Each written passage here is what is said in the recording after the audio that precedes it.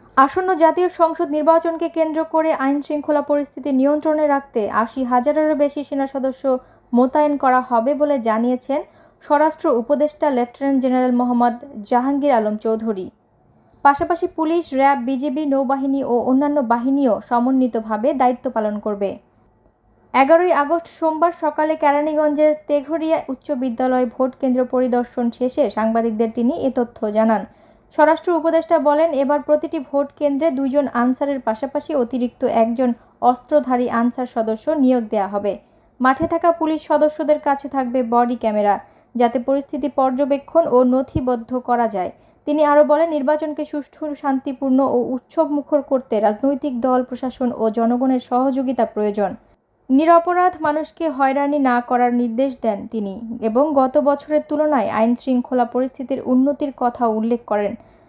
গণমাধ্যমের দায়িত্বশীল ভূমিকায় প্রশংসা করে জাহাঙ্গীর আলম চৌধুরী আশা প্রকাশ করেন, সকলের সমন্বিত প্রচেষ্টায় জাতীয় নির্বাচন শান্তিপূর্ণভাবে সম্পন্ন হবে।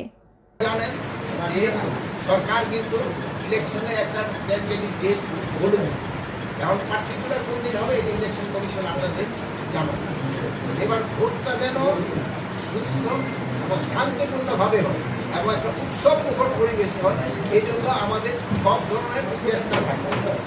আপনারা জানেন যে ইলেকশনটা কিন্তু নির্ভর করে অনেকগুলি ফ্যাক্টরের উপর। প্রথম ফ্যাক্টর হল যারা নির্বাচনে অংশগ্রহণ করে এবং জনগণ নির্বাচনে যারা অংশগ্রহণ করতেছে তারা যদি চায় নির্বাচনটা শান্তিপূর্ণভাবে হোক, তবে কিন্তু নির্বাচনটা শান্তিপূর্ণভাবে করা খুবই জরুরি। তারপরে ধরেন নির্বাচনের জন্য আপনার ফ্যাক্টর, ইলেকশন কমিশন একটা ফ্যাক্টর, তারপরে আপনার এই প্রশাসন একটা ফ্যাক্টর, তারপরে আমাদের এই আইন শৃঙ্খলা বাহিনী একটা ফ্যাক্টর, আর সবার উপরে হলো তো জনগণ। এখন হলো নির্বাচনটা সুস্থ করার জন্য যে পার্টিগুলি পার্টিসিপেট করবে তাদের সব ধরনের সহযোগিতা এবং জনগণের একটা সহযোগিতা কিন্তু করে। তাদের সহযোগিতা ছাড়া নির্বাচন সুস্থ এবং শান্তিপূর্ণভাবে করানো অনেক সময় কষ্ট করতে। আর এই কেন্দ্রটা দেখার উদ্দেশ্যটা আমাদের আছে। এবার আমরা চাচ্ছি ভোট কেন্দ্রে যারা এই গত 3 ইলেকশনে যারা ভোট দিতে পারে না, ইয়াং ভোটাররা, তাদের জন্য আমরা একটা আলাদা ভোট করার চেষ্টা ভাবনা করা। মেয়েদের জন্য আলাদা ভোট থাকবে, ছেলেদের জন্য আলাদা ভোট। ইয়াং যারা আছে তাদের জন্য ছেলে মেয়ে আলাদা আলাদা মোটামুটি